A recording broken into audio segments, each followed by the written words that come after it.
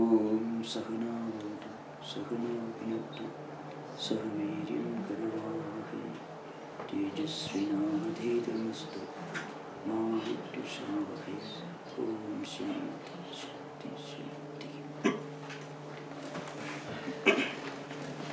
Now, yesterday and day before yesterday we had some very interesting discussions on the psychology of attachment, detachment, freedom and soul, which are so crucial in Vedantic way of life. So I shall begin with a brief discussion on the psychology of attachment and what I would prefer to call non-attachment rather than detachment. Now, you find, broadly speaking, there are three categories of people among spiritual seekers. Those who are fully attached, obsessed with what they are doing, slavishly attached. They are not even aware of the fact that they are attached. Which means the very concept of non-attachment doesn't exist for them. Attachment itself is their world. We are not talking about them. We are talking about those who understand that there is such a thing as attachment and there is a problem with that condition and it is better to remain non-attached, but would like to know how to remain non-attached. And then the third category is the category of the highest spiritual seekers who never get attached. They are always free, they are working 24 hours of the day, doing their duties and responsibilities, but such a thing as attachment doesn't exist for them. In fact, for two categories of people there is no attachment. One, those who are always attached, because they do not recognize attachment as attachment. It's a blessing for them. Sri Ramakrishna talks about the fish, which are already caught in the net, and they think it's a very wonderful situation, very happy. They think they will have a very wonderful time. They don't know that they're going to be killed and eaten. Now, for them, there is no such thing as attachment because they do not have the concept of non-attachment. See, after all, if you don't have the concept of light, you don't have the concept of darkness. One is the opposite or the absence of the other. Now, coming to the problem of attachment and the problem of how to become non-attached. That's the subject before us. So in Vedanta, there are four fundamental qualifications that every spiritual seeker should try to achieve, which is technically called sadhana chatushtaya. After a brief discussion of this, I will come to the subject. The first qualification is that we must have a correct understanding or a concept of what is real, what is the real. The real, the capital letter R. What is the real, which means what is the absolute reality. All of us have got our own understanding, concept of what is real. In fact, our concept of the real very often depends upon our own spiritual and cultural evolution. A person who considers money as the highest reality, he belongs to the category of those who want to enjoy this world, nothing more. So everyone has got one or other idea of the real, the ideal in their life. Now, as we understand spiritual values, our interpretation of the real changes, evolves. As we culturally and spiritually evolve, we will have a higher and higher understanding or concept of what is the absolute reality. For the most spiritually enlightened person, God is the only absolute reality. For Sri Ramakrishna, only God existed. There is nothing else for him. God is the only reality for him. Everything else is relatively real. Now, we often, when we discuss this point, the question arises, what is the status of this world, our homes, our relationship with friends and relatives, sisters and brothers and parents and children, professionals, colleagues and so on. And what is our relationship with our duty, with our office, with our status as maybe husband, mother, son, daughter and so on. Vedanta says this world and all days relationships are not absolutely real, but they are not absolutely unreal either. So sometimes we may call them real with a small letter R. In the sense they are real, they are relativity. They are only relatively real, not absolutely real. So on the one hand, the highest absolute reality, which in Vedanta is called the Paramarthika Satta, the absolute reality. And Vedanta says Brahman or Atman, or if you are a devotee of God, God is the only absolute reality. Everything else may be real, but real only in a very, very relative sense. In the sense, it is real now, tomorrow it is unreal, it goes away. Everything in this world, including this earth, this cosmos, this universe, may exist maybe for a few millions of years and then vanish. Vanishing doesn't mean total disappearance, but change. In Vedanta, there is no such thing as complete destruction. There is only change of name and form. So anything that undergoes change in terms of name and form is real only in the relative sense. It means they are all relativity. They belong to time, space and causation, which is technically called Maya or Mithya in Vedanta. And we are all in Mithya. It doesn't mean that we are totally unreal. We can't say this book is unreal, you are unreal, the chairs are unreal. Nobody says. It's a terrible misunderstanding. Often in philosophical conferences, people ask this question. Especially those who have not learned Vedanta from teachers, they would say, they read English translation. And English translation, the world is an illusion, is written. Now if you go to psychology, what is illusion? We are optical illusion. There is no voice coming. You imagine there is a voice coming. You see a form, there is no real form, you call optical illusion. Similarly, this Lake Tahoe doesn't exist, the mountains don't exist, chairs don't exist. That's what Vedanta says. In that case, Vedanta is the most ridiculous thing that you could have in this world. It's not the reality. So Vedanta says this universe, this world in which we are living, in which we interact with our fellow human beings, this body, this mind, this intellect, all these things are real, but relatively real in the sense they come sometime in the past, they come into existence sometime in the past. They live for some time, maybe an insect may live for a few minutes, few seconds. This cosmos may live for maybe millions of years. But they are within time. An insect as well as this cosmos, the Milky Way, the constellation of stars, they are all relative in the sense they come into existence sometime in the past, maybe a few seconds back, maybe several millions of years back, and then exist for some millions of years or maybe a few seconds and then change in the sense that the change is transition. Everything is transition in Vedanta. In fact, birth is a transition from a state of non-existence to a state of existence, birth. From a state of existence to non-existence, that is death. The effect going back to the cause is dissolution. The cause becoming the effect is birth or beginning, creation, and the effect remaining in the state of effect is called existence. So everything in this world is relative. So nitya anitya vastu viveka, a discerning mind with which you understand what is the real and what is the relatively real or the unreal. The second qualification is you must have a strong mind, the courage to say no to those things which are not absolutely real and hold to what is the real, what is the absolute reality.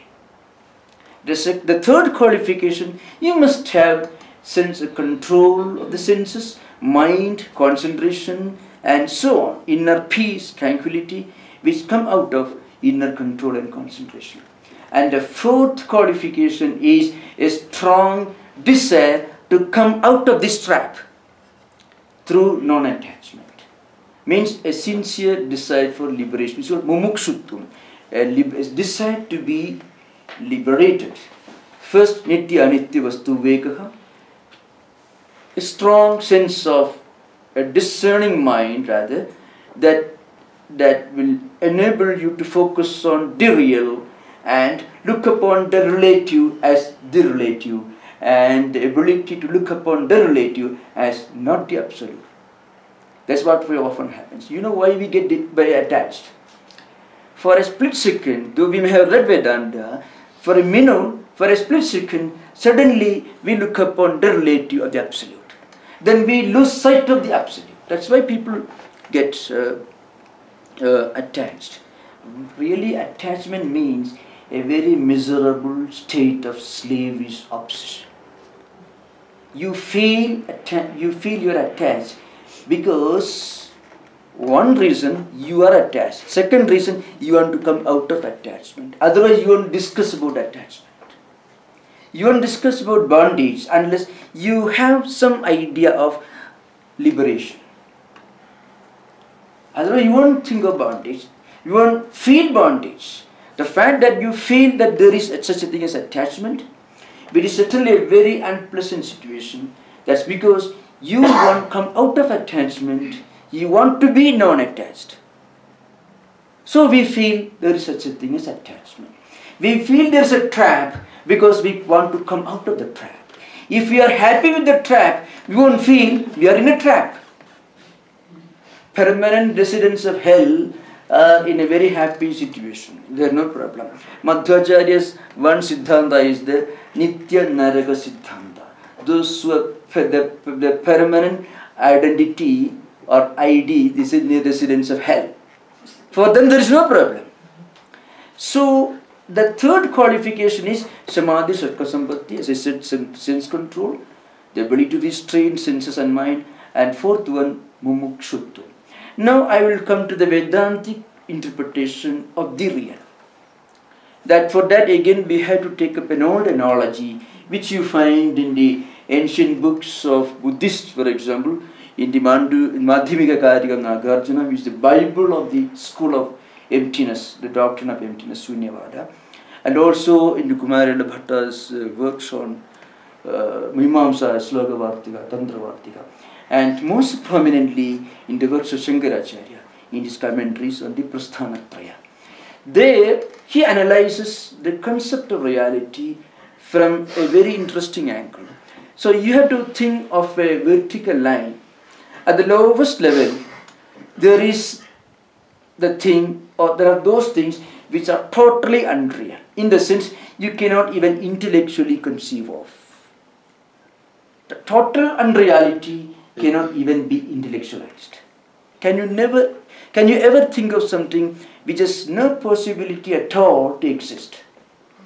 If suppose you say you imagine you are flying in the sky in dream, and if you see totally unreal, it is not totally unreal. What happens is the idea of flying, that memory is registered in the mind, and a desire to fly, and the fact that there are people who fly, or you have heard or you have read about people flying. So all these ideas come together, and they come together to form the wrong notion that you are flying in the sky. That's what is called dream. I mean mental projection. But what is absolutely unreal, which cannot even be intellectually conceived, we don't think about them. There is a statement in the Vedantic text. Aprasaktasya ka prastavaha aprasaktasya ko nishedha. Prasaktasya ka prastavaha prasaktasya ko nishedha. What is obvious, you can never deny it, and you don't normally affirm it. Do you ever make a statement, my name is this? Or do you make a statement, now this is daytime? You don't make a statement unless you want to be certified by psychiatrists. And we don't deny what is obvious. We don't deny what is obvious. We never deny, we never take the trouble to deny what is totally unreal, what cannot be even intellectually conceived. And we don't deny what is obvious. So what we try to deny is only the relative. So all our speculations are on the relative, which are subject to change. Now Vedanta says this relative entity is called Vyavaharika Satta, which means this world, this chair, all these things which exist for some time and change. You are perfectly right that there is a chair in front of you. But you are totally wrong if you are going to tell me that this chair will exist for trillions of years. It's not going to happen. So it is only relative, because it's part of Nitya, the relative world. It belongs to time, space and causation. So the highest reality is Paramarthika Satta, which never comes into existence because there was no time when it did not exist. And therefore it's not going to vanish because there will be no time when it will not exist. So it is the ever-existing, the eternal. That is Atman or Brahman according to Vedanta. Everything else that we objectify, that we verbalize, that we define, that we describe, all belong to the relative plane. Then there are certain things that exist as ideas, which may not be real in front of you. For example, if you mistake a rope in semi-darkness, and if you interpret that rope as snake, if you mistake the rope for a snake, it is not absolute unreality, because there is a snake in the forest or a zoo which you are seeing, and you impose its form, its shape, its color on this object that you see in front of you, which is only a piece of rope, and because there is not enough light, you mistake that rope for the snake which you saw in the forest, which you kept in your memory, and from that memory the image comes to the surface and you impose it on the rope. So it is not total unreality, because snake exists in the zoo or in the forest. But then there is a totally unreal thing which cannot even be intellectually conceived of. Examples are there. The Sanskrit text gives some classic examples. Children looking at the sky. Maybe when there is a rainbow, they think there is a big city in the sky. There are shops, buildings, streets, small babies. Maybe in those days they used to may have such illusions. So these examples are taken from ancient books. Now coming to attachment and detachment. What happens, as I said earlier, every problem of attachment is rooted in one cause. We interpret the relative as the absolute. We interpret the relatively real as the absolutely real. And the moment we keep the idea in mind of what is the absolute reality, and the fact that everything else is only relatively real, then we will be able to keep the mind away from these problems. And that will help you, even intellectually, if you read these books, that will help you to reduce tension, conflicts, and of course, unnecessary competitions and rivalry. All the problems are due to our interpretation of things that exist for a short time as things that exist for all time. So we think money can bring us everything. Intellectually we may know, but when we enter the field of competition, we forget that for a split second and we get trapped. So there are two types of practicing non-attachment. One, even when you are working in this world, when you are working in your office, when you are working with the rival company, when you are working as competitors, even in sports items, you have to come out the best, the first. Even then, if you are really speaking a Siddha Prajna, we are going to discuss that point, as the archetype of the philosophy or psychology of non-attachment. In the Gita, There's a long description in 18 verses from 55th to 72nd verse of the second chapter.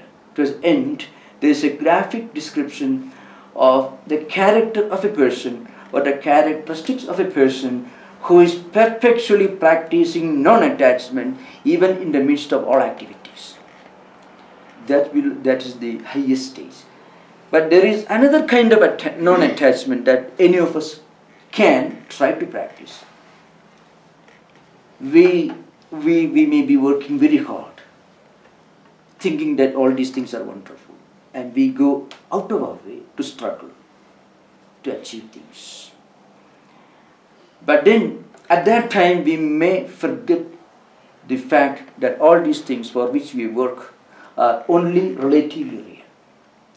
And we may not practice Vedanta at that time.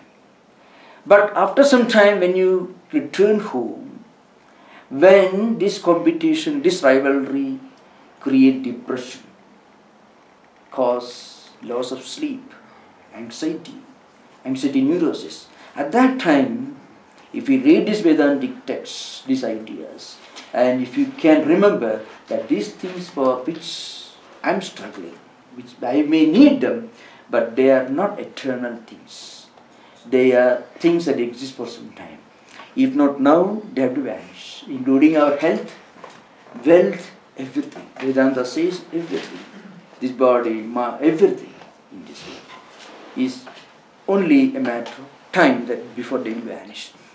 This idea, if you can keep in mind, then many of the problems of conflict, stress, and anxiety neurosis can be reduced.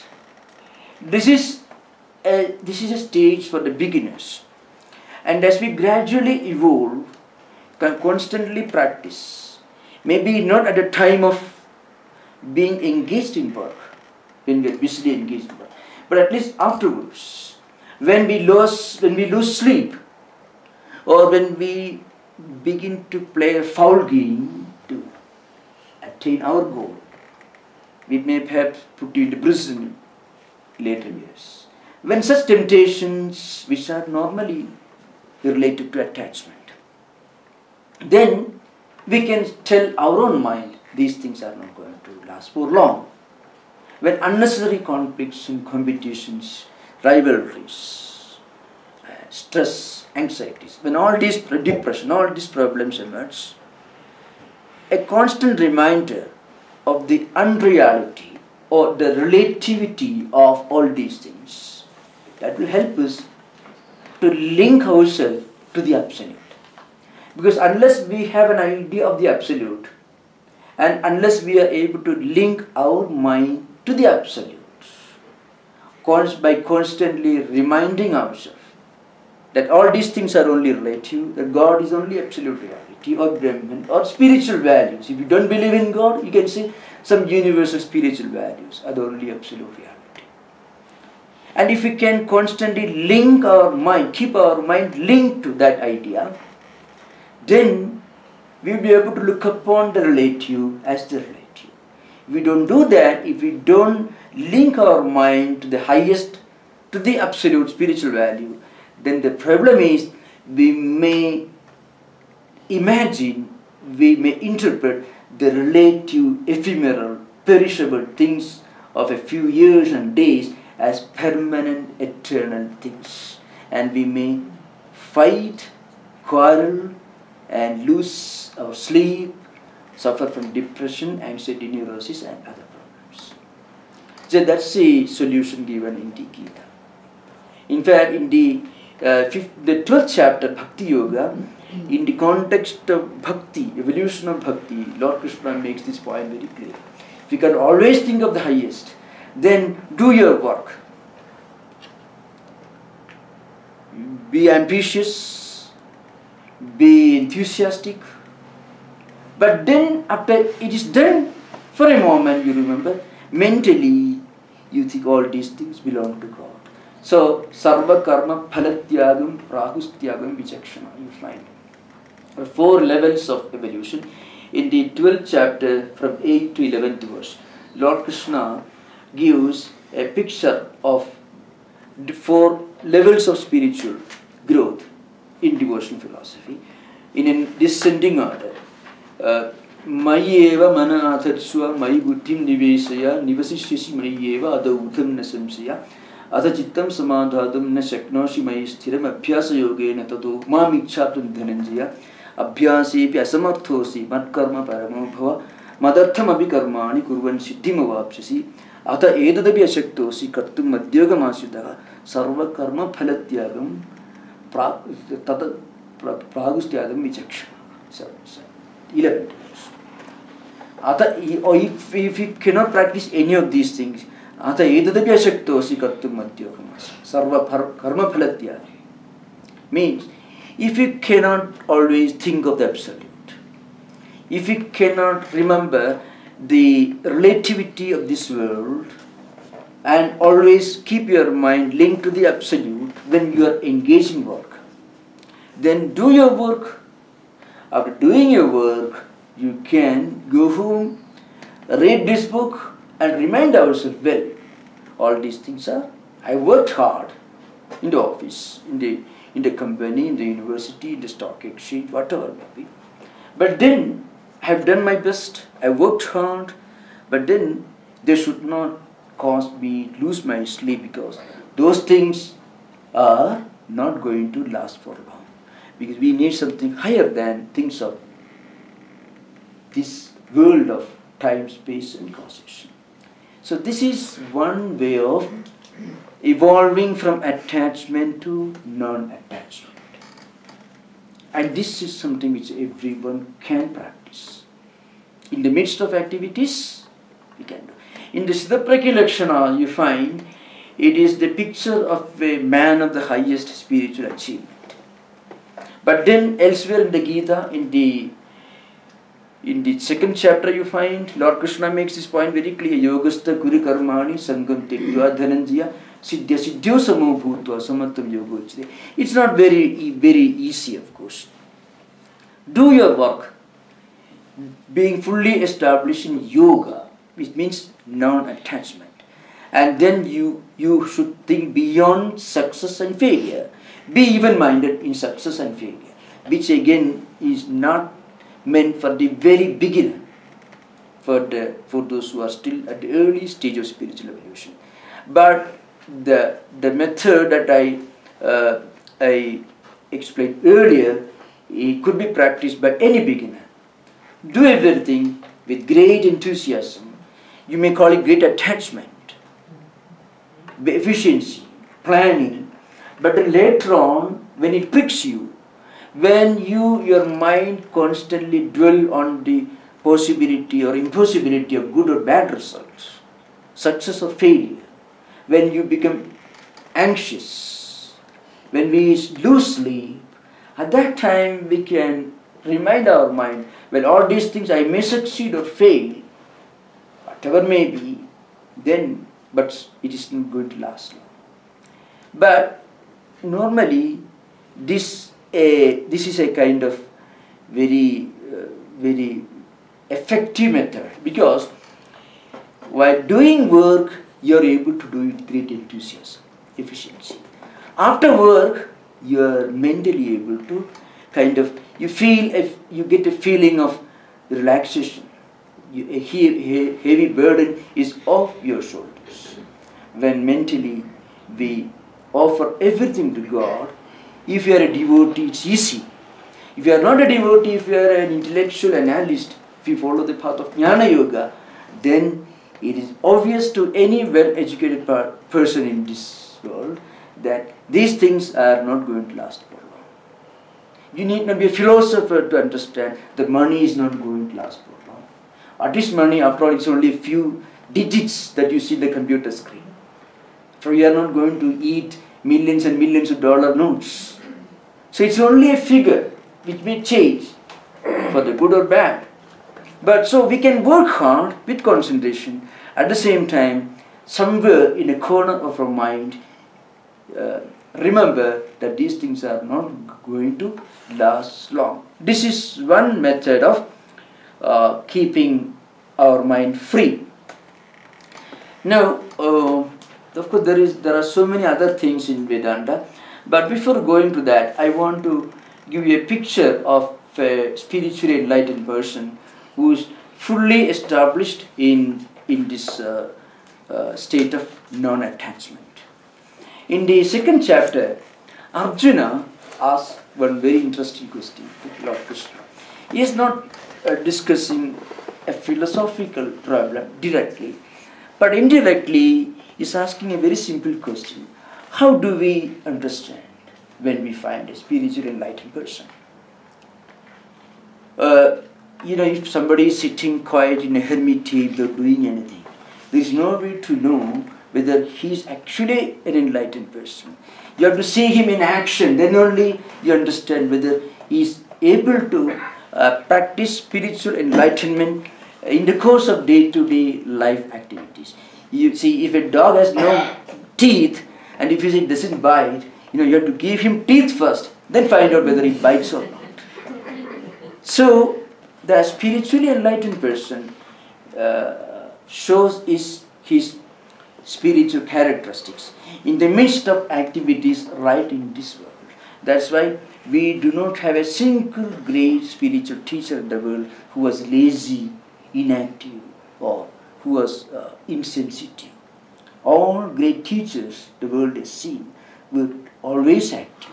Active not in the sense the physically active, but then they were always active, either spiritually, physically, or mentally.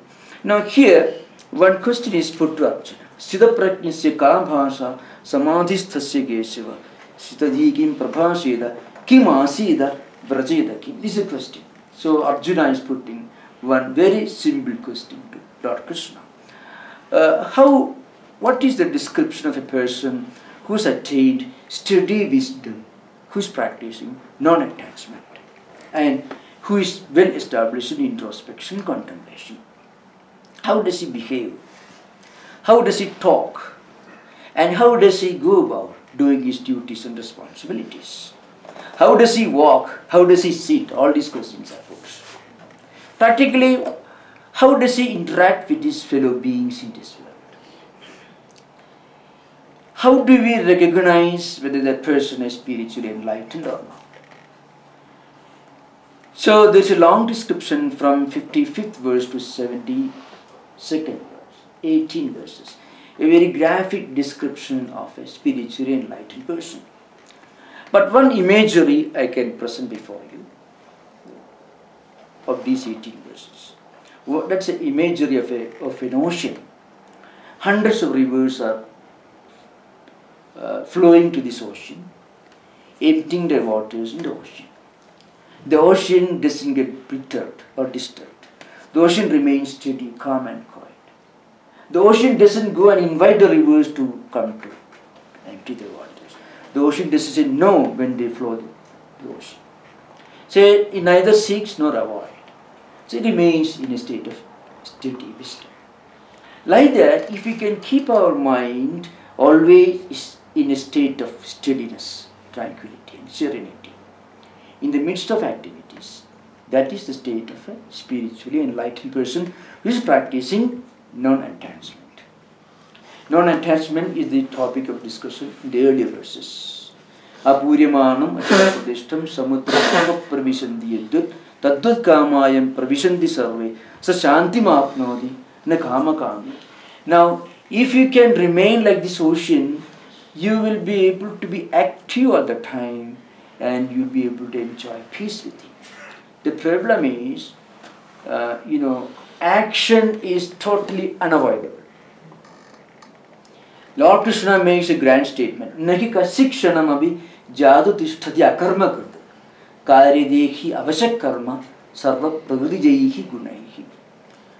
You can never remain physically and mentally and spiritually inactive even for one split second. Even if you take a decision to be inactive, suppose you sit in an easy chair, our mind will be speculating. Physically we may be inactive, but mentally we may be hyperactive. Now if we try to practice introspection through the process of physical inactivity, there is a great danger. Karmendriyani samyamya ya astaya manasa smaran Indriyarthan vimuthatma mithyacharaha sauchyate. Lord Krishna makes a very strong statement. These are fundamental principles in practical Vedanta. He says, if a person cannot really remain inactive mentally and physically all the time, but if a person really tries to do that, he will end up being a hypocrite. How? Physically he may remain in a state of inaction. So, but then his mind is not steady. So his mind will be always speculating on possible achievements, desires that he could be fulfilled, great things he could achieve, and so on. At the same time, he is sitting there without doing anything. He would like to be seen as a great karma yogi. Frequently, karma yogi, it is sometimes very badly interpreted as inaction. It was done. One of Swami Vivekananda's main problem was to re-educate Indians on the very concept of karma yoga. In fact, he took great pains to teach. In his lectures you find many statements. You'll be surprised. Swamiji sometimes tells people you should have modern education, science, technology, you should have prosperity, you should be able to synthesize the best fruits of India's spiritual heritage with the best fruits of Occidental Greco-Roman tradition, efficiency, work ethic, organization, discipline, and so on. The reason was, Swamiji says, you have forgotten Lord Krishna's true Vedantic message of karma yoga. Instead, what they did, by remaining inactive, people started trying to be spiritual. Lord Krishna says, a person who tries to be physically inactive and then pretends to be spiritually advanced just because of his physical inactivity alone is a hypocrite. Yesti indriyani manasa nemi arabhade arjuna karmendriye karma yogam asaktasya visishyate. First, he draws the picture of a hypocrite. That's why in the Gita you find 4 stages of evolution of karma idea. At lowest level, total inaction, which is to be spurned, avoided, rejected by everyone. Lethargy, inaction, inactivity, laziness, and then interpreting all this as signs of spirituality. Second stage of evolution is action with desire, action with a strong motive, with total attachment, maybe in a very worldly sense. But that's better than remaining totally inactive out of laziness, ignorance, and lethargy. That is tamoguna, the other is rajoguna, action with desire. The third stage is the same action that you do with desire, you should be able to do without desire. That is karma yoga, through non-attachment to the results. The fourth stage is karma nishtha, karma yoga nishtha, being established in this action, in this philosophy of action, without any desire, without any motive, but without total dedication. That means a spiritually enlightened person naturally becomes a karma yogi. Whatever he does naturally becomes a classic model of karma yoga, action without any attachment. These are 4 levels.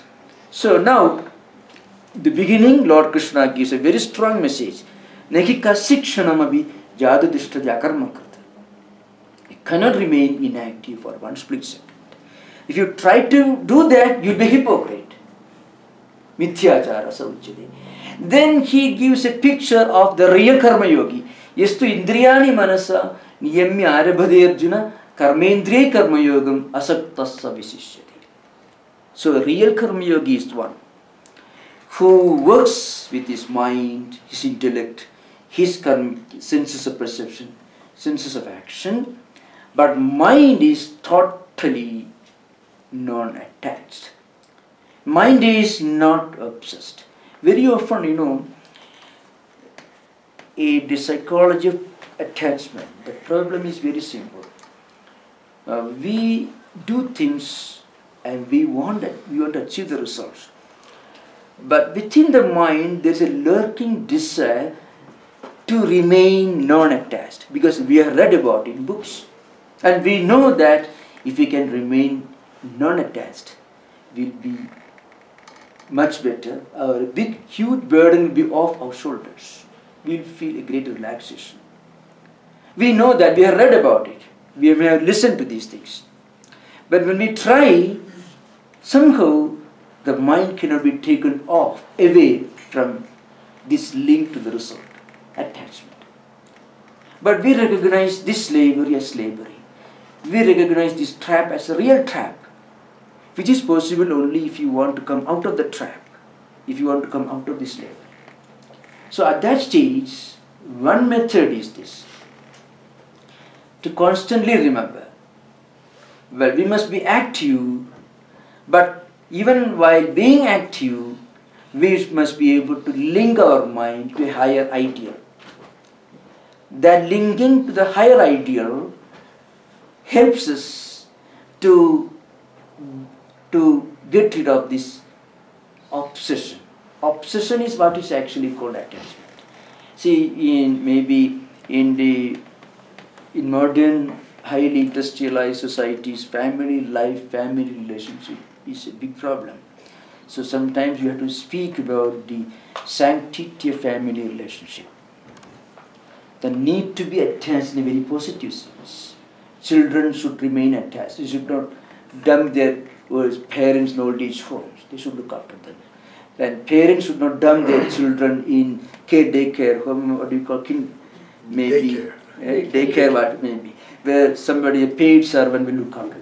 The children grow up without any respect or feeling of obligation to their parents, and parents also practically have nothing to do with children. So on the 18th year, the parents will require the children to get away from their homes, and they should pay rent for every month if they want to continue. Now, in such a society, to talk about non-attachment or detachment is really a problem. We have to talk about the sanctity, the need, the importance, the spiritual significance of the sanctity of family relationship. That should be stressed. Now, what about this subject of non-attachment in this context? What is meant by Lord Krishna? That's exactly what he means.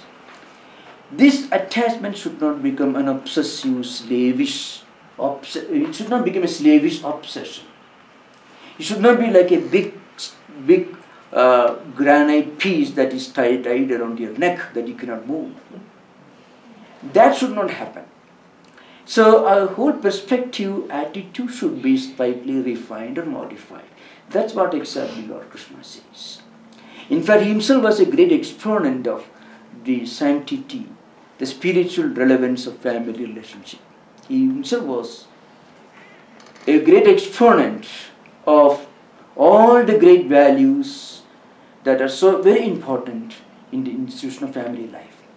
What he means is, sometimes this slavish obsession becomes a burden, and it may make us do undesirable things, especially when this slavish obsession is linked to wealth, physical pleasures, and also competition, unhealthy cutthroat competition that turn us into monsters and demons.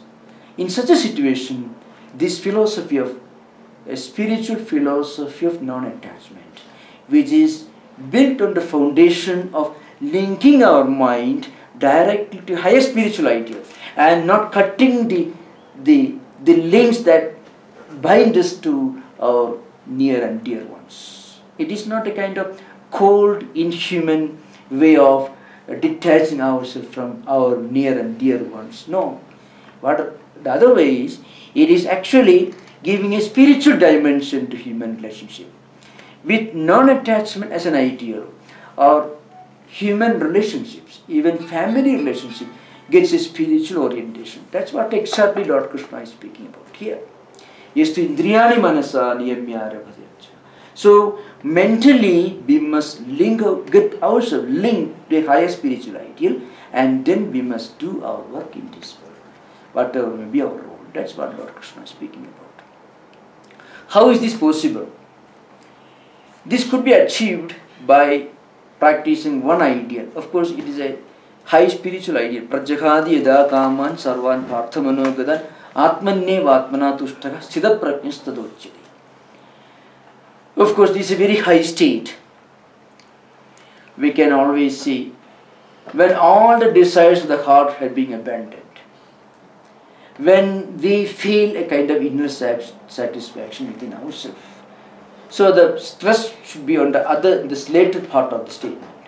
Means when we ourselves can enjoy a kind of inner peace and fulfillment and tranquility by realizing that we are something other than the physical body, physical senses, and we are something other than this physical entity that enjoys the sensory pleasures. We are really the Atman, a higher spiritual ideal. In that case, you know what happens? We will be able to remain in a state of inner contentment, in a state of inner blissfulness. And that blissfulness will help us to remain non-attached. So the third one is there, in 57th verse. Yes sarvatra anabhisneka tattat prapya shubha ashubham na abhinandati na dveshti tasya prajna parishtita. Now, if you read it, you may sometimes you may lose the real implication, literal translation.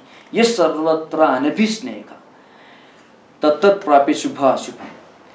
I mean, you should not have any affection, self-centered, slavish, selfish affection. That's the meaning. Abhisneha here means selfish affection, obsessive attachment towards worldly things. That later on create problems. So that's why anabhisneha means without this slavish obsession. The difference between a spiritually enlightened person and his opposite in terms of love and affection and human relationship is simple. A spiritually enlightened person has no hatred for anyone. He accommodates all. He has love and affection, good feelings, good wishes for all. But his opposite, who may be attached to his or her children or relatives or maybe friends to such an extent that he hates all others. So that's the main difference. A spiritually enlightened person, Sri Ramakrishna puts in a very simple language, Maya and Daya in one context. Daya means compassion. That's what is meant. That's the affection of a spiritually enlightened person. It is universal. In normal situations, when we are attached to somebody, very often it also can take the form of hatred towards somebody else. It is like two sides of the same coin. Obsessive, selfish attachment to anything is only one side of the coin. There should be another side. That side will be great hostility towards others. Of course, there are exceptions. But here we are talking about the obsessive, slavish attachment. And it may sometimes create hostile feelings, animosity, negative relationship with others. On the other hand, a spiritually enlightened person may have affection for his or her relations, children, but it will not be mixed with, it will be totally unmixed with its negative. Means it will be positive love and affection for all, including his own or her own children. It will not take the form of hostility towards others. In the Gita, there is a statement, Sukham atindigam yattat buddhigrahim atindriyam. The same aspect. What is joy? Normally, joy or happiness in the worldly sense is only the absence of unhappiness. In the worldly sense, joy is only the absence of its opposite. Sukham is not really sukham. It is not real joy. It is only apparently an absence of misery. But this relative joy may one day vanish, because anything that produces relative joy is short-lived. The coin has another side, its opposite.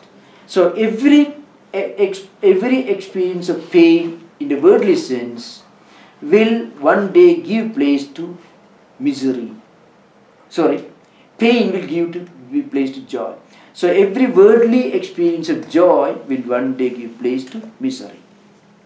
Because the object that brings this joy will cease to exist, it will vanish, then this joy itself becomes misery or unhappiness. Similarly, when we are attached, slavishly, obsessed with something, that may give us a kind of satisfaction for the time being. But any such slavish obsession or attachment is bound to change tomorrow. Then it becomes misery. On the other hand, if we can love our own people with an even mind, and if that love is part of love for the whole humanity, it's universal love, then that love will be positive love. It's like a coin with only one side, without its other side. That's why sukham atyandikam yeta. The real joy is the joy that goes beyond the five senses of perception and also beyond mind. That joy, the real joy, that is the joy that comes out of spiritual fulfillment. It is not the absence of misery, it is the real joy. All experiences of joy in the relative world, other than the joy that comes out of spiritual fulfillment, is only the absence of misery. And that joy will one day become misery when the object which brought that joy vanishes. And it is bound to vanish. Everything in this world is bound to change. Therefore Lord Krishna says, Yes sarvatra anabhisnega tattat prapya subha subha.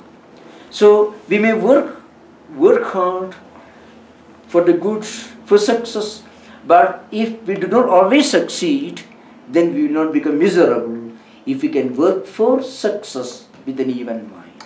If we work for success with an obsessed, slavish, attached mind, then failure could be a great disaster.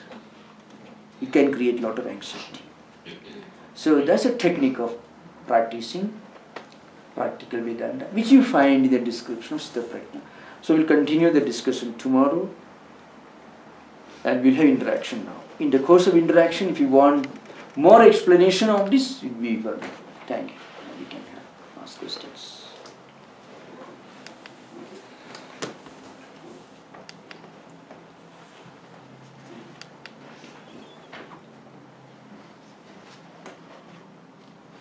Swamiji, you said there are 4 qualifications: hold on to the absolute reality, control the mind and the senses, and strong desire to come out of this trap to non-attachment, which is the last stage. I think I missed one. No. I will. First one is a sense of discrimination between the real and unreal. The second one is a feeling of renunciation of the unreal, which is actually important to remain non-attached. When our mind is linked to the unreal, we interpret the unreal as the real, and when the unreal vanishes, as is bound to vanish, then it brings problems. So the unreal should be interpreted as the unreal, the relative in a sense. So that's why first qualification is we must know what is real, and then we must hold fast to the real. Second, we must give up, that is ihamutra phala bhoga viraga, means we must give up all momentary objects that may give us momentary joy, satisfaction, which one day may become a source of misery. The third one is sense control, mind control, I mean samadhi sukha sampatti, and practice of contemplation, concentration, so on. The fourth one is, and that's very important, a strong desire for liberation, which comes out of our conviction, our understanding of the relative as the relative. We must be able to understand that trap is a trap, attachment is a problem. Then only we will work for non-attachment. That is implication. Yes.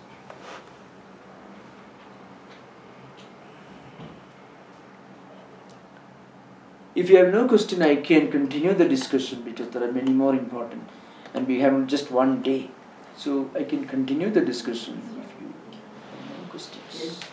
Yes, please. That's fine. Yeah. Yes, yes. Continue. Oh, very good. Okay, fine. Now, in the next verse,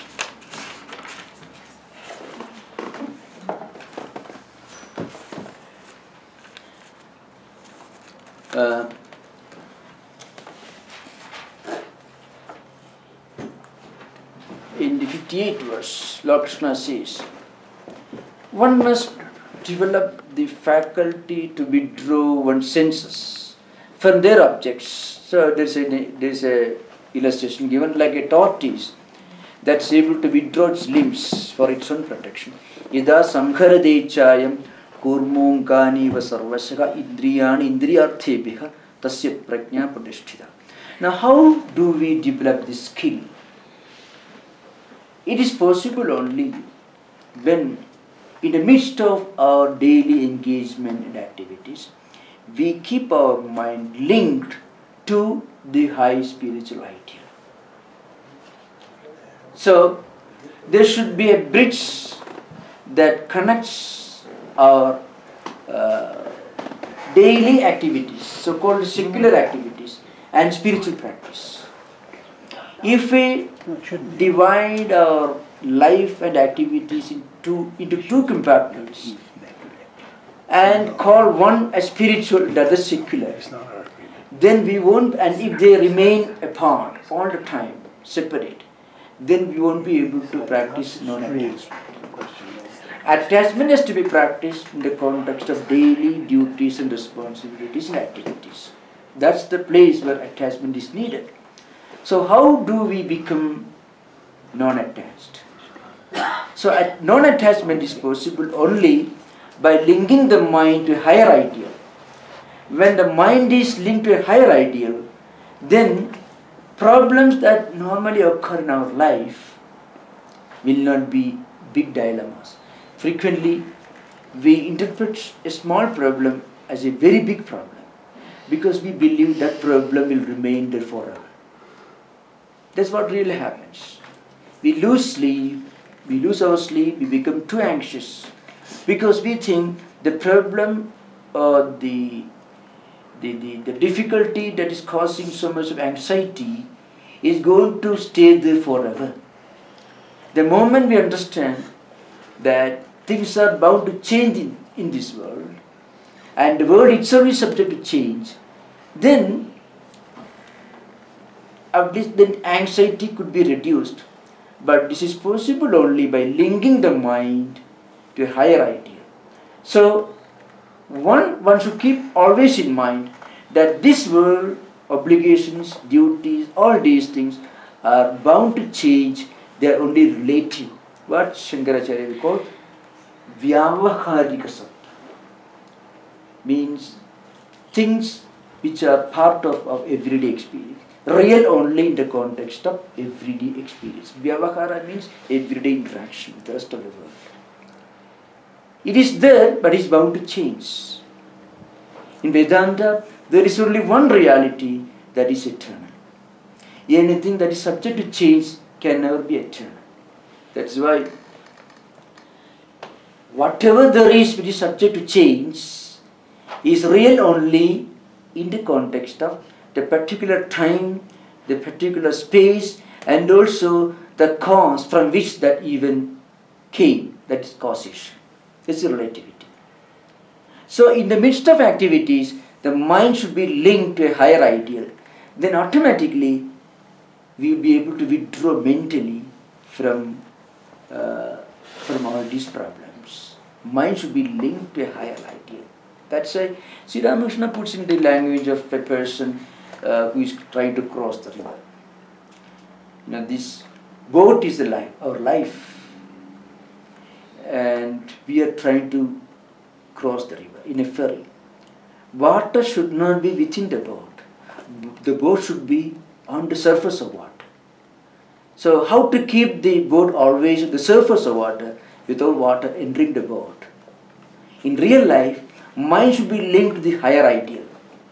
And then problems of relative world will not become big dilemmas. There will be problems, but it will not be such a huge dilemma as to cause loss of sleep or too much of anxiety. So mind automatically withdraws from all this and gets linked to a higher ideal. The same idea you find Vishaya vinivartante niraharasya dehinaha rasavarjam rasopyasya param drishtva nivartate. The absolute non-attachment is possible only when we reach the highest spiritual reality. Here, in the next two verses, there are some strong warnings even here. Yadato khepi kaundeya purushasya vibhaschidaha indriyani pramadhini haranti prasabham manaha tani sarvani samyamya yukta asida matparaha vasehi yasya indriyani tasya prajna padishtita. The description of steady wisdom.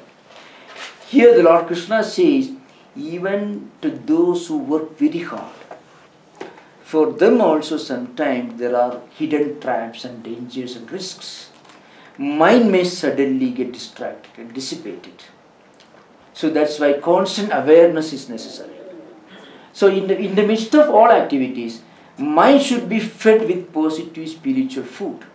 It could be through reading, discussion, so on.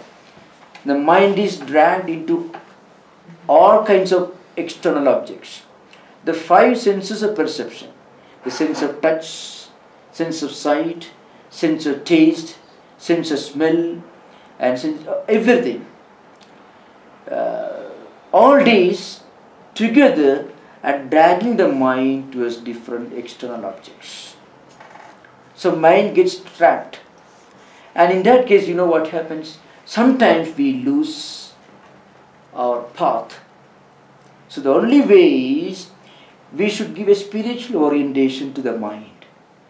We cannot really give a spiritual orientation to the mind without giving a spiritual orientation to the senses of perception. Mind is more subtle. We can have some option on what we are going to see. We have some choice as to what we are going to hear. We have some choice as to what we are going to taste, as to what we are going to touch, as to what we are going to smell. But we may not have much option as to what thought is going to emerge in your mind next second. That's one problem. We cannot manage our mind the way we manage a machine. Mind is the most difficult thing to control. It's almost impossible to control. So in the Patanjali Yoga Sutras you find all the yoga citta vritti nirodha. Actually it only means sublimation or refinement of mind. How do we do that? By giving a spiritual orientation to our five senses. Because mind is colored, mind is formed, mind is constituted by tendencies, impressions and samskaras brought into it by the five senses of perception. When we see an object, that visual object remains the mind. So after 10 years again, you may relive seeing that object. When we hear a word, after years, we may again re-experience hearing that word. That's why we are able to learn music. You hear once, and the next day you repeat. But sound waves are not again falling to the eardrums. What happens? Mentally, we re-experience hearing, seeing, smelling, tasting, so on. So what happens? It is the five senses which are constantly feeding the mind. Mind gets its food only from the five senses. That is Shankaracharya and Ramanuja, they interpret, food is not only what you eat, food is also what the five senses bring to your mind. And what we eat, what we think, determine how our mind is going to function. So the only way to refine, to modify, to purify our mind is by giving a spiritual orientation to the functions of the five senses of perception. And eventually, five senses of action also. We can never hear something without that word or that speech, that sound creating some impact in our mind. We can never see an object without that vision, that visual process creating, leaving some mark, some influence, some impact on the mind. So mind is nothing but the totality of what the five senses of perception bring. Eventually, the five senses of action also have some role. So Lord Krishna says, mind should be given a spiritual orientation, and that is possible only by giving a spiritual orientation to the functions of the five senses of perception. Eyes, ears, sense of touch, sense of smell, sense of taste, and so on. And then he is a demonstration. Dhyayodo Vishayan Pumsara, Sangasteshu Vajayade, Sanga Sanjayade Kamaha, Kama Krodho Vijayade, Krodhat Bhavadi Sammoha, Sammoha Smriti Vibhramam, Smriti Brahmsar Buddhinasu, Buddhinasa Pranashiti. The fall of human mind, how mentally we degrade ourselves. Here is a graphic description. First he says, if our mind dwells for a long time on sense objects, what happens, Mind gets attached to them. Frequently, it happens the other way also. Mind has a tendency to get attached to what is available, what in the surroundings. Both ways it happens, the commentators will say. Mind gets attached, focused on certain external objects. But mind can only be attached to what is available around us. So sometimes one sort of topic for discussion in the International Gita Conference, the role of media. Actually, media can present healthy objects for concentration. Media can influence human culture, human civilization. If media always present unhealthy objects for mind to concentrate on, then what happens, mind naturally gets focused, concentrated on external object, which may be unhealthy eventually. Then what happens? Mind gets attached to that. Once the mind is focused, attached to something, then it will chase it. It will go after it. We have a strong desire to achieve, to enjoy that. And all desires cannot be fulfilled.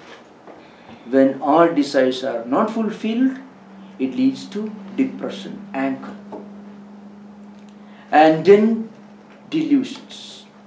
And practically, it leads to degeneration of culture, of mind. So, Lord Krishna says, the only way out is to give a spiritual orientation to all the five senses of perception. We cannot keep our eyes closed. We cannot keep our ears non-functional. But whatever we hear, whatever we see, may not always be spiritually helpful. But we can make some effort to see and hear things which may be helpful in spiritual life, along with seeing and hearing things which may not be helpful. So, we can also hear and see things which could be helpful. Along with those things which may not be helpful, we can also see and experience things which could be helpful. Because mind is a bundle, that's why Vedanta says. Good tendencies and bad tendencies. Every action produces a vritti, an impression, a modification. It becomes a samskara, a strong motive tendency to act. Samskara becomes a vasana, a strong inclination, aptitude. It can again make you to decide to do things in a certain way, sankalpa, and you may do certain things, again the cycle continues.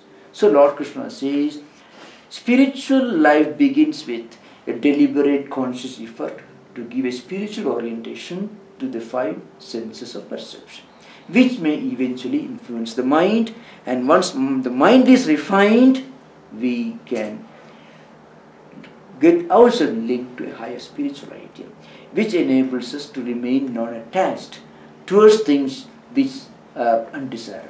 That's the idea. I think now we have interaction, maybe 20 minutes. So was the relation between soul and mind? Yeah. Mind is only a function of vrittis, vasanas, tendencies. Mind is not an entity. When the Atman fully reflects on the mind, we become spiritually enlightened. Very often the Atman doesn't fully reflect on the mind. When the mind is crowded, stained, when it is not clean. And how to clean the mind? By giving a spiritual orientation to mind, which again is possible by giving a spiritual orientation to the five senses, which bring impressions, tendencies, modifications to the mind. And mind slowly becomes clean. When mind becomes clean, the Atman reflects on mind with greater effulgence. So one sign is we feel serenity, calmness, inner fulfillment. That's idea. So mind is only a function, it's not the name of a function. Even William James' stream consciousness, it's just a flow of tendencies and impressions. It is not an entity in Vedanta. When mind is turned inward towards Atman, there is no mind. Mind is mind only so long as it is attached to different objects with the help of the five senses of perception. Mind and eyes go together and see an object. Mind and ears go together and hear a voice, a noise. Mind and sense of touch go together and we touch this book. Mind and sense of smell go together and you feel the aroma of an incense stick. Like that. Mind and the sense of taste go together and we experience food. The taste of food. So all these color the mind.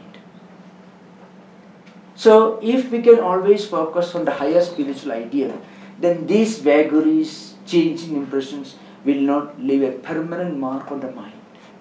Mind will remain clean.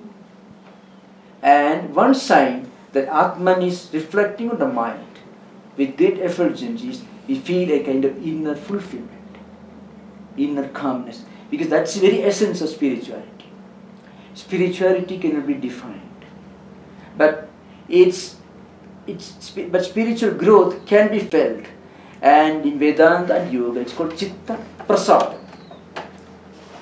So here Chitta Prasada means inner tranquility, inner fulfillment, which you can never experience through any other means. Any kind of worldly achievements cannot give us this feeling of inner fulfillment. Because when you get it, you get the feeling there is nothing higher to be sought, to be attained. Any other worldly objects, if you get, you have a desire for more of it. But once we get this Chitta Prasad, inner fulfillment, inner blissfulness, kind of, you find inner completeness you feel. That's a sign of Atman reflecting on the mind with greater and higher effulgence. That's idea. So when we leave our body, this soul will leave our bodies, this gross body, then that same mind will go with the soul, or how it will? Actually these tendencies and impressions gathered in the mind will follow us as part of the Sukshma Sharira. Right. So Sukshma Sharira has got 17 compartments according to one analysis. These 17 compartments, Mana and Buddhi, 5 senses of perception, 5 senses of action, and Pancha Mahabhutas. Now the question arises, I mean, if you read the book, any Vedantic book, it will tell you these 17 items include Pancha Jnanendriyani and Pancha Karmendriyani, which means 5 senses of action, 5 senses of perception. Our ears, sense of touch, sense of smell do not follow this body. So what's the interpretation? The impressions that you gathered with the help of this eye and the mind will remain. The impressions that you gathered with the ears and this mind will remain. The impressions that you gather, the mind, any of the 5 senses will remain in subtle form. It's called vasanas, vrittis, which again will be born again with the next body. That's why we sometimes are born with some strong inclinations and tendencies. You try to act the other way, you feel you are out of the way, something wrong in it.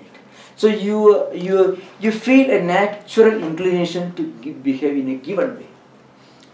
There's a bigger definition, it's called Puryashta, means 8 units. That's another, which is practically the same. So this Sukshma Sharira, it continues to exist. What is Sukshma Sharira? A subtle personality. What is our subtle personality? Not this body, but what we think, what impression we have, our natural attitudes, our natural inclination, what we do when we are not under any compulsion. What are natural inclinations? They constitute our Sukshma Sharira, subtle body. And the gross body is only a vehicle, a tool through which it manifests, it functions.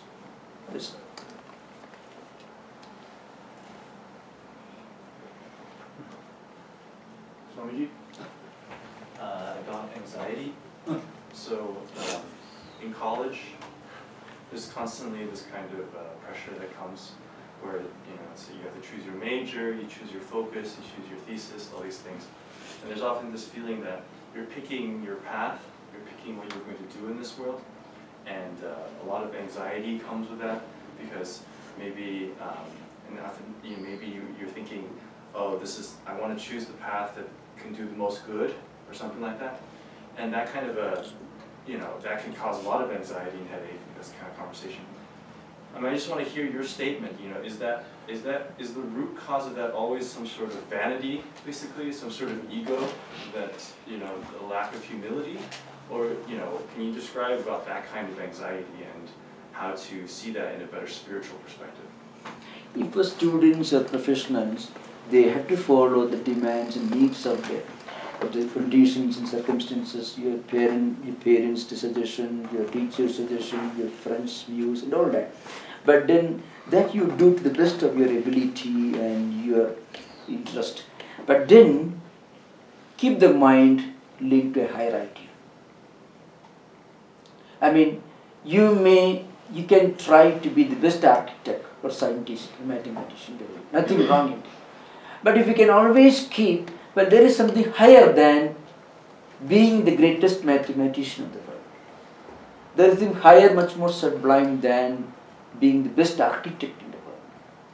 Because even the best or the cleverest or more efficient of them are not necessarily very happy. They don't feel the inner fulfillment. So there is something higher. The higher values this kind of inner spiritual evolution. Once we can keep that in mind, then these things will not create anxiety. Anxiety comes out of the wrong notion that this is the end, this is not only the goal, but as an end, the ultimate supreme thing to be achieved. But once you remember, once you link your mind to a higher value, a higher goal, then you may work sincerely for this, but vagaries or changes or success or failure at this level will not have a destabilizing, disastrous impact on your mind. You have to face challenges, and when you face challenges, there will be anxieties, there will be work. You cannot have everything as a bed of roses, but along with that, keep the mind to a higher idea. There is something higher to be achieved. It can be done by reading these books, through meditation, through spiritual contemplation, and so. Sorry if I may. I guess the question was really about the how to about compassion in some sense, because Or you feel your ego, vanity, compassion, and all that. Well, I tell you, suppose you want to be the best mathematician in the world, nothing wrong. It's not in ego. It's not ego. We often have a wrong notion. We be very humble, so I should not try to be the best. I should give the best place to somebody else. No. We should try to be the best. Still, we can be humble as a real humility. We should try to do our best, because even the best mathematician, if we are going to become, is an expression of the inner spiritual reality. I'm still not being able to ask the question clearly enough. Really, Yes, the question is not very. I'm just saying that, you know, at Stanford or something like that, it's oftentimes very puffed up. It's very like, okay, you've been chosen from all these applicants, and then you're given this opportunity, and there's sort of this burden, this expectation that because you're given this opportunity to get this education, a secular education, that you would give back, you know, as greatly as you can. And the anxiety comes because then people are trying to learn about, you know, okay, well, what do? You know, you're going to go be work in international development or be a researcher, whatever it is. That anxiety comes from the question of what is the greatest contribution that you should be able to give based on what you've received in this privilege, right? This is the kind of narrative that is constantly put into, I think, in these universities. And that causes a lot of anxiety, a great deal of anxiety. And I'm just saying that, you know, how can we guard, is it basically when that anxiety comes, is that also based on a certain different kind of vanity, you know, a different kind of vanity or ego that we should guard against? And, you know, I just want to hear your explanation about that, because that's something that I think comes up a lot in schools. Yes, sometimes they become very egoistic because they're chosen few from so many applicants. But from a spiritual perspective, one should do his best to reach the goal. If you are a mathematician, you can try to be the best mathematician. But if you become the best mathematician, and also if you imbibe spiritual values, that's the greatest contribution you can make. And if your ego can be given a positive orientation, ego has a positive role to play, creative, constructive role to play. Ego can be a very creative and constructive force that help us to go forward and to do great things. See great philanthropists who made a lot of money, billions of dollars. Later they start foundations to help people fighting AIDS, Ebola and things like that. Unless there's some ego, an ego that is given a positive orientation, creative orientation, they won't be able to take a decision to start the foundation and undertake these huge philanthropic activities. Don't you think that's a great thing to do? To give ego a positive, a creative, a constructive orientation. The ego of a Hitler and the ego of an Einstein.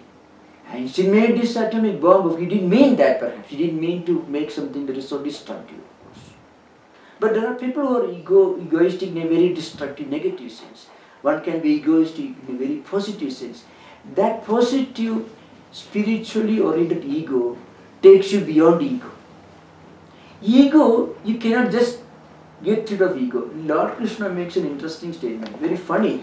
Na buddhivedam janayed ajnanam karma sangha means one should not start his work, one should not try to practice karma yoga all of a sudden on a good morning.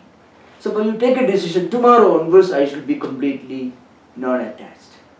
It will be a terrible problem. Because now you are working with a definite motive, definite plan for something good.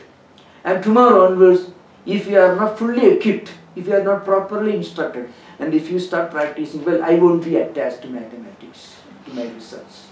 I will be limited. You will be a terrible mathematician, a miserable failure. It should not happen. So what you should do, you should first, to begin with, give a positive, creative, constructive orientation to ego. In fact, Sri Ramakrishna speaks about it. The importance of a creative ego. That's why, even in spiritual life, we need a strong determination. Very important. So, suppose you are a chosen student, you are chosen for a higher research program, and you are doing your best. And after becoming the best in that field, still if you can contribute something creative and constructive to the world, that's the best way you can be spiritual. So there you are giving a spiritual orientation to ego. That ego is nothing wrong in it. That ego slowly takes you beyond egoism. So first, we have to get rid of the wrong ego, destructive ego, arrogance and so on. Then we should give a positive orientation to our ego. That orientation will take you beyond it. Look at Buddha. Buddha saw a dead body, a sick man, and also an aged person, and then an ascetic. So Buddha left his home. He was a man of strong determination. Was it not ego? His father must have felt the fellow is very egoistic. Because he left that day, he left his palace, he became a mendicant, he became a great teacher. Now without a strong determination and what we call spiritualized ego, ego with a positive orientation, you would not got a Buddha. So also very many great men, they became great, later they became very humble also. So this is a gradual evolution. First we begin with giving a creative, constructive, positive, spiritual orientation to our ego. That leads to purification of ego and purification of mind. Great men are born out of this creative, constructive orientation of the ego. So when you use the word ego, often it's got a very bad negative connotation, but it becomes just the opposite of it when it gets a spiritual orientation. That's the thing. Look at Gandhi. Gandhi was a very egoistic person because he had strong faith in his ability. But it was a creative, constructive, spiritual ego. Christ had was very egoistic person in that sense because he was teaching and he believed what he taught will be good for the world. It was good for the world. So without a creative, constructive ego, you cannot even be spiritual. So this beginning, natural beginning of the spiritual education. So first we must give a creative, constructive orientation to ego. The ego becomes pure, refined, and becomes a great help to you and great blessing to the whole world. That's the thing. Then you will get rid of anxiety. Anxiety is linked to your anxiety. Well, what I am going to do, is it good for me, good for others? It comes for a very noble person, this feeling comes. What I am doing is going to be good for others. So at this stage, if we give a positive spiritual orientation to your ego, it's going to be a great thing. You can get beyond ego, you can transcend ego only by first giving a spiritual orientation to your ego. Creative, constructive orientation. Swamiji, another angle of this, I think what she was talking about, the expectation is very tall. That is true, that is true. And, they're always expecting, like what you was telling, it's very common in the schools. We are giving you this incredible opportunity, you have to perform. It is basically this like this, perform or perish. If the performance is not there, which is regularly monitored, then you perish. So that is another source of anxiety. In many of the students these days, yes, they face this kind of anxiety. No, that's true, that's true. So in the midst of all that, if they can link, depends upon different levels of students, their perspectives and attitudes. One way is to link ourselves to a higher ideal, which may not be possible. If you can't do that, give a spiritual orientation. You are going to be the best physicist in the world, mathematician in the world, where you are going to contribute something to the good of humanity. That's a great, grand ideal. Anything that helps you to make a constructive contribution to the world, to others, including yourself, without any negative, destructive element in it, that is high, that is noble. And that also gives you a feeling, well, I am doing something noble. You may have to face a lot of challenges, anxieties. But in the midst of it, the inner feeling, well, I'm doing something that is going to be good for others, good for me also. So that will take away at least 50% of the anxiety problem. Yeah. So that's why what is meant by giving a creative, constructive, positive, spiritual orientation to ego. One should never try to get rid of ego. It's dangerous for students, dangerous for people working in the world. Sri Ramakrishna never did that. When Vivekananda is a ruthless dialectician, he was an agnostic. He put questions to Sri Ramakrishna. He never asked him to keep quiet. No. He encouraged him to ask questions. If somebody tells you, don't ask questions, obey me, don't listen to him. And don't go again to learn to listen to him again. One sign of real teaching, genuine teaching is, it allows you to ask questions. So real inquiry with real thirst for knowledge and enlightenment is like a straight line. It takes you beyond ignorance. It takes you to the real wisdom. But again, the intellectual arrogance is like a cycle. You go on asking questions, you don't take very seriously what you are asking or what answer you are getting. That's like a wheel that goes on rotating. It never begins anywhere, it never ends anywhere. So real constructive creative ego will take you beyond itself, beyond ego. It really takes you to a state where you are totally free from ego. See, look at all these great Shankaracharya. He was less than 7 years old when he left his home. Today we are reading Gita, we are discussing Vedanta because he wrote the most marvelous books in the world, the most marvelous devotional poetry, founded temples, puja, everything is creation. Do you think he was a very humble man? I should not do anything. Because it made me egoistic, so I should not write commentaries on the Gita. He used to get into debates, really, right? Yeah, and he used to debate, and he used to demolish the views of anarchists, nihilists and all dialectics. That is his job. And everything he finished with 32 years. Now Gandhi made a statement, Gandhi, after India got independence in 1947, before he passed away in 1948, he said, what the great Shankaracharya achieved within his short lifespan of 32 years, the British Empire could not undo in 190 years. British Empire started in 1757, Battle of Plassey. And he left India in 1947, 190 years. And Shankara lived for 32 years. And Gandhi said, what Shankara achieved within a short lifespan of 32 years, the British Empire could not undo in 190 years. Because all these things is strong foundation they tried to do. So, do you think if he was taught very humble, then he would not have done anything. So, behind every great man, a great woman, great achievement, there is this spiritually enlightened ego, which is given a positive, creative, constructive orientation. That's a high goal. Exactly. So thank you. Now I think you will remain here tomorrow. Then we'll continue the discussion. Please don't forget to ask next tomorrow. Thank you. Om Shanti Shanti Shanti. Hari Om Tat Sat. Sri Ramakrishna Namaste.